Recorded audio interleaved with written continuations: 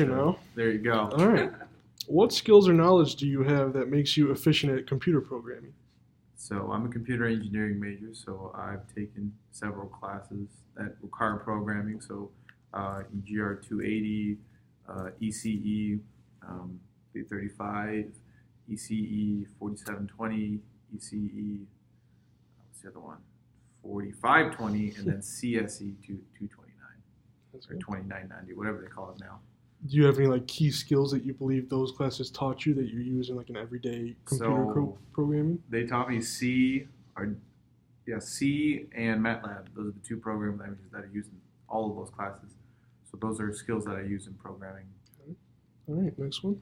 What do you believe makes someone an expert programmer? Practice. Just practice programming, just even if it's outside of the class, just look up how to do certain things, YouTube videos, online links, just practice. Okay. How much group communication do you believe is required in computer programming? What's up, Kenny? Hey guys. Thanks. It depends on the scenario. Most of the time, you're just working by yourself. But if it's a group project that requires a collaborative effort, then that's when group communication is required. But most of the time, it's just individual. Oh, it's my umbrella. All right. What type of gear or software is needed to do computer programming? Depends. Some people use Python. Some people use C. Some people use C++, C#. You just need a PC that has a compiler that has the programming language that you need. Okay. What are some of the best achievements your group has accomplished together?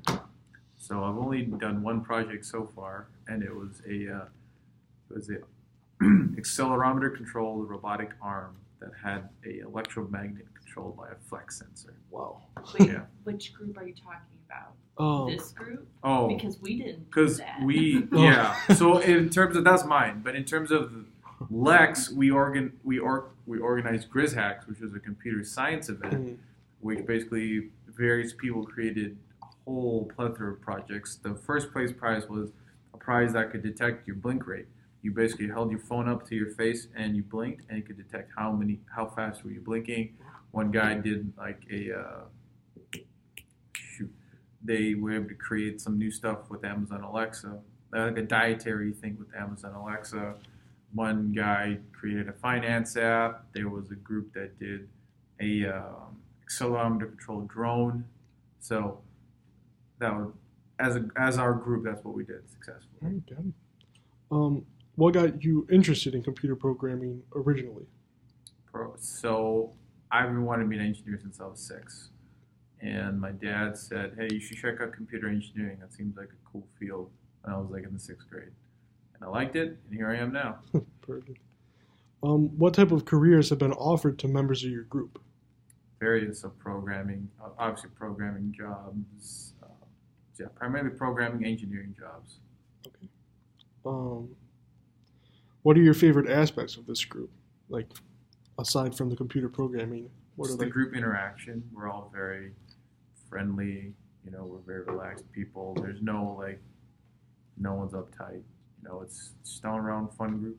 Have fun, programming, relax. Okay. Have a good time. What do you hope this group will accomplish in the future? Host more events, host bigger events. Those are the two big. Okay. What do you wish could be different about this group? I wish there was not so much red tape to cut through in terms of the university. So not so much the group, but so much, plus also student involvement. It's very hard on this because we're a community campus. It's very difficult to get students involved. So that's more or less on our end and on the university's end. So. Okay. What do you wish could be different about? Oh, one sec. What do you plan on going into once your time with this group is over? So I'm a senior, so I'm going to a full-time position as something that lets me use my degree. Okay. What equipment do you prefer to use when computer programming, and why? So I'm a computer engineer, so I mainly use hardware. So I use MCUs, microcontroller units, so like Arduino boards, Dragon boards, and that's just what I'm comfortable with. That's what I know. Like for example, Kenny here, he's a computer science major, so he'd probably just use like a PC, and he'd use one of the higher level languages. And then Emma she's an electrical engineer. She's more familiar with more like circuitry, so stuff related to that. What are some of the hardest challenges when computer programming?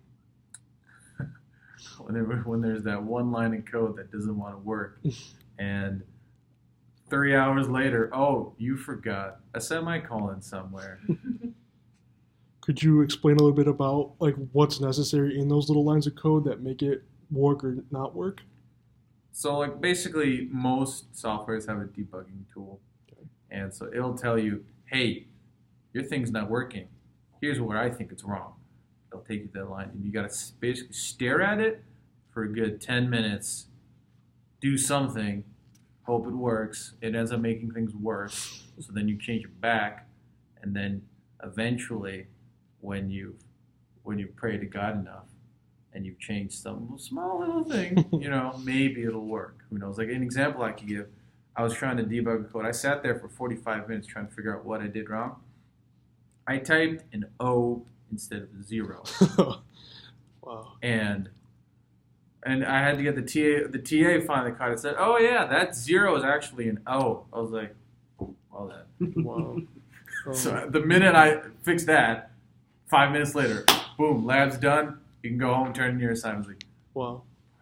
It's just like that easy. mother of, I can't swear. Sorry, Rob, you're gonna see this, but you're gonna hear me swear. Motherfucker is what I said out loud. It's just little things that could ruin all of Exactly. it. Exactly. Got it.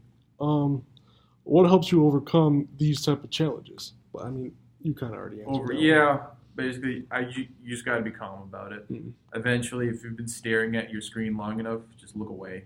Just look away. Give yourself a 30-minute gap. Let your mind refresh, and then get back at it. And hopefully, you fix it. All right. Last question.